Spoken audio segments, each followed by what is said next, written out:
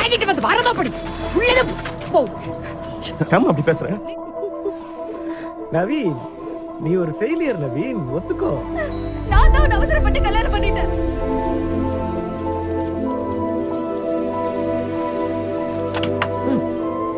எப்படி கூசாந்தி